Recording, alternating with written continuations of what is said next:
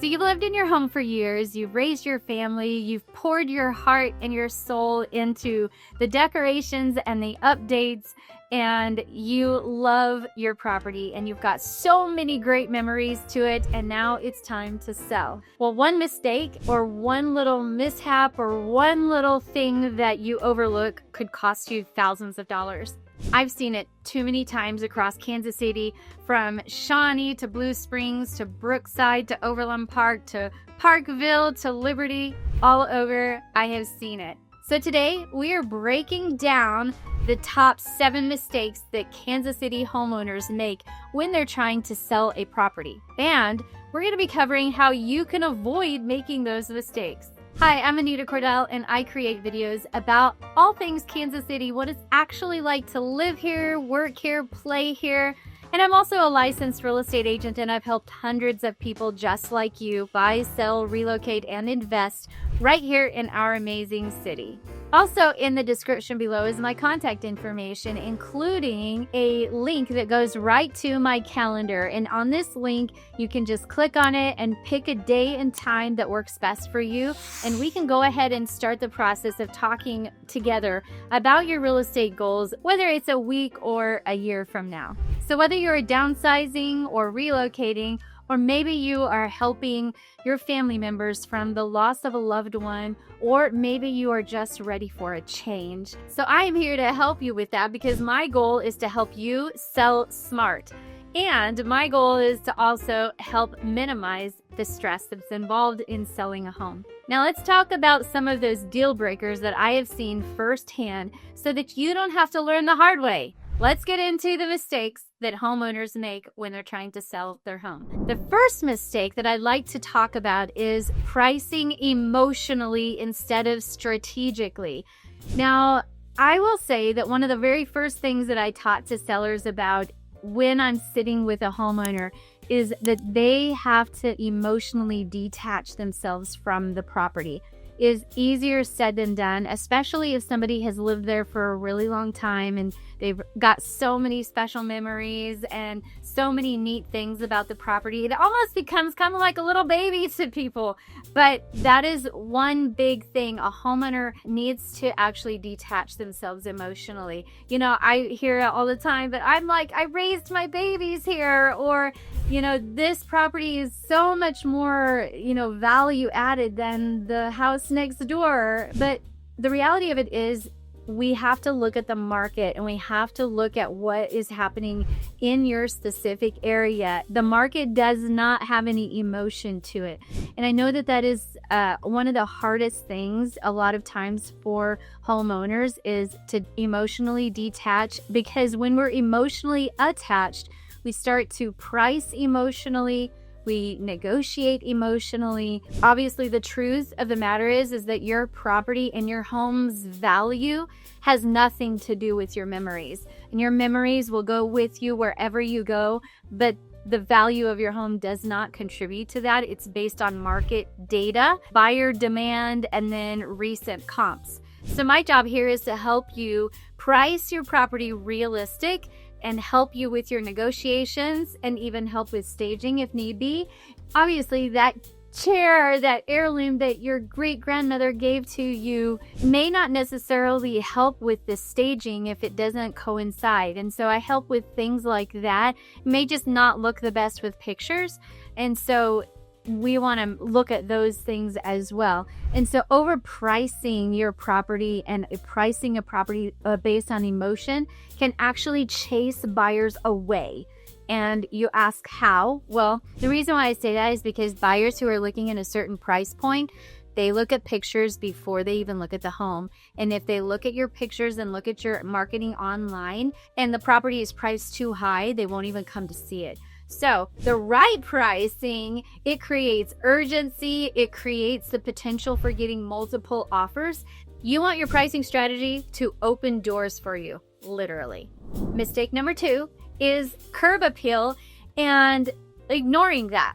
Ignoring your curb appeal is not a great idea. It is a big mistake. A home with overgrown shrubs next to another property that's got all these beautiful flowers in it, your curb appeal is going to potentially chase buyers away as well. I say this all the time. First impressions mean everything.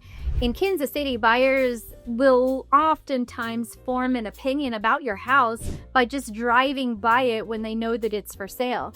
And one of the very first impressions that they get is curb appeal. So a little mulch, fresh paint on the door, power washing the sidewalk, it could literally add $5,000 to your property. And I always say, if it looks neglected on the outside, the chances of it being neglected on the inside are very high. And this is what buyers assume when they drive past a property that is supposed to go on the market and the outside needs a lot of attention. Then they're obviously going to think that the same thing is going to happen on the inside, and they're already going to have a mentality of lowballing you with their offers. My advice to you as a seller is to get in your car with your spouse or your loved ones and drive past your property with fresh eyes. Do it in a way that you put on like your buyer's hat and drive by your property and just see what you see.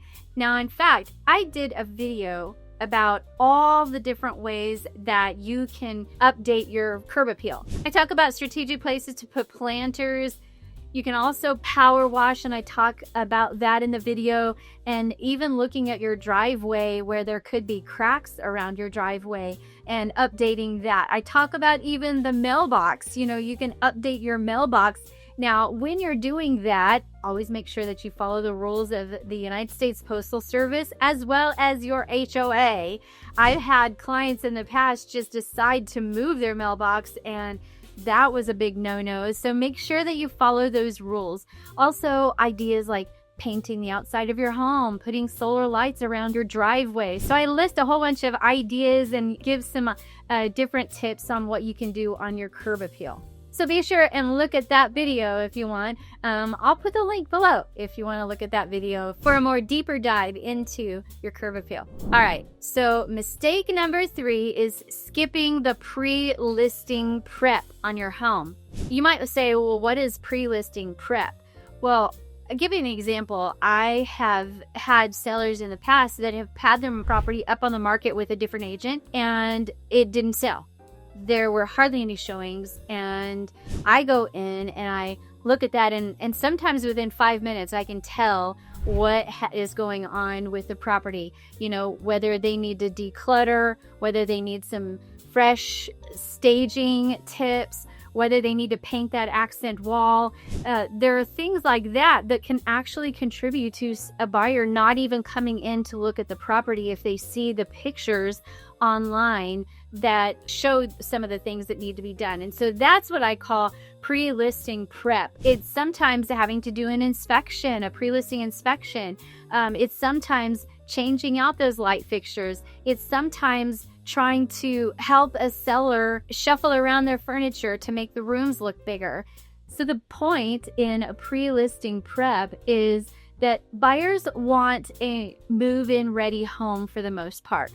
I have buyers that say that they're absolutely okay with fixer-uppers, but then when we start to look at fixer-uppers, they really don't want one. They want one move-in ready. That's the primary demographics of buyers right now in Kansas City, is that they want the property to be move-in ready and they want it to be visually appealing. So that pre-listing prep goes a long way. Mistake number 4 is not hiring a pro. If you are trying to do a FSBO, I get it. I mean, you can save on commission, obviously. That's kind of like the biggest unknown idea when you are a FSBO. But here's the reality of what happens. If you sell as a for sale by owner, yes, you have the ability to do that. And there are lots of tips and tricks on how to do that and tools of the trade, basically. However, if you hired a professional, you could get actually a pretty good comps. But a lot of times you won't have those comps, and it's kind of a little bit of a guessing game. And so oftentimes when people see for sale by owners, they will often give lower offers. From my experience, your house is sitting on the market for a longer period of time. And then also too, you have the legal and the paperwork headaches that if you hired a professional, you would not have to worry as much about that or at all. I say that to say that when you're hiring a professional, a great listing agent is going to pay for themselves in the long run. I handle everything from pricing, I help with staging, obviously I help with negotiating, which is a big factor in hiring a professional. My biggest thing is you don't want to DIY something that could be your biggest investment for your life. Mistake number 5 is poor listing photos. As I mentioned before, real buyers are scrolling through the internet before they're even going out looking for houses. And blurry, dark pictures are not going to bring them into your home. It's not going to work. It's not going to be inviting. When they see those blurry, dark photos, they keep swiping away and go on to the next house. I've seen some horrendous pictures online of agents who will take their photos from like an old phone or something that just is not that great. In fact, I've seen photos where you can actually see the photographer in the reflection of the mirror online. Those kinds of photos are not good. You want to have an agent who hires a professional photographer to come in and take those photos for you. In this digital age, your home's very first showings are all done online. These buyers who are looking for a property come across your house, that's technically the first showing. So you want to make sure that the pictures that you have online are fantastic. In my opinion, professional photography isn't optional. It is your opening handshake, if you will. All right, mistake number 6. I might touch a few little toes on this one, but being home during showings is a mistake. This is a true story. A seller in Overland Park, Kansas insisted that they stay in the property when showings occurred. I brought my buyer to that house. The seller was still there. And the buyers that I was bringing loved the home, but they gave me feedback that said, you know what, we love this home, but it felt so awkward. It was like we were intruding on someone else's home and private time there, and we couldn't really envision ourselves there because it felt like somebody was there watching us the whole time that we were there.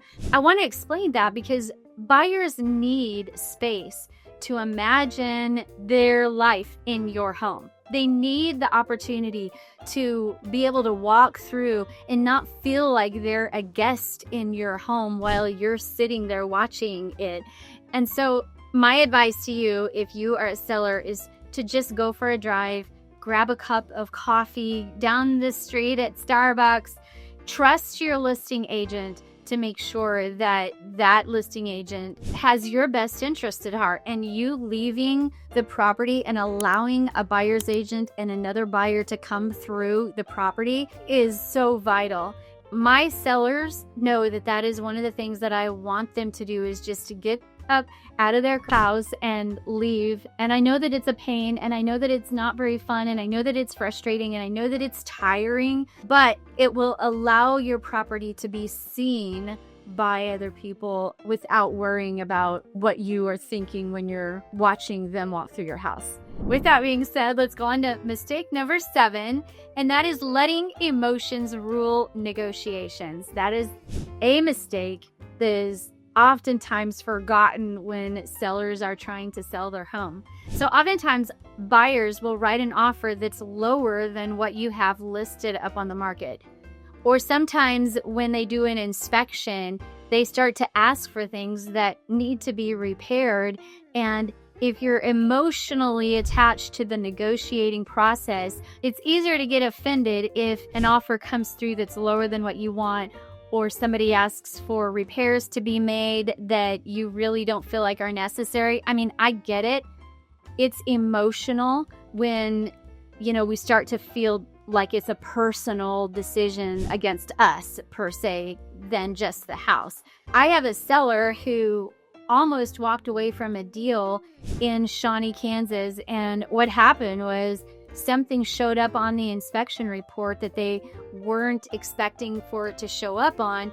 And when it showed up, they got a little offended that the buyers wanted that item repaired. And it was a $1,200 repair at the time, and they almost walked away from it. And yet, since they didn't, then we countered smartly, and they closed like 20 days later, and it was with a full asking price, and there were no other issues at all.